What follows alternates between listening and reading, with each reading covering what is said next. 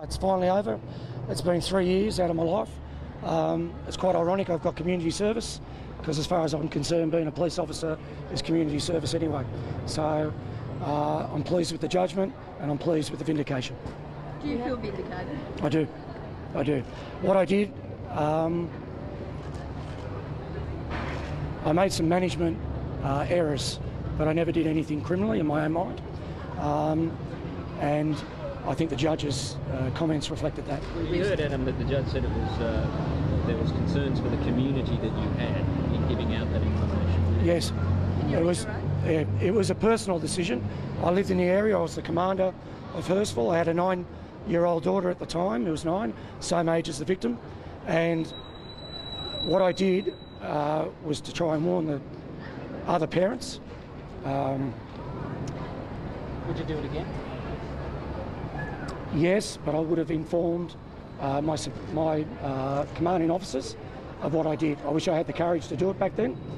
And what I do want to say is this, that the men and women of the New South Wales Police do an outstanding job on a daily basis.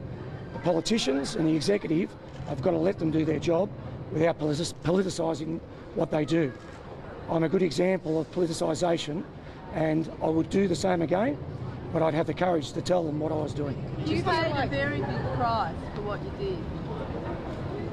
I paid a price, but again, I should have told my commanding officer of what I was going to do. Do you feel like, you know, that this is negative for other police officers in terms of giving out information and important information about crimes getting into the public arena? I'm no longer a police officer, and I won't comment on the current policy that's in place. I think it's sad if police can't do their job without checking that it's politically correct before they release anything. But again, I'm speaking as a civilian now and no longer as a police officer. To answer your other question, I don't regret being charged.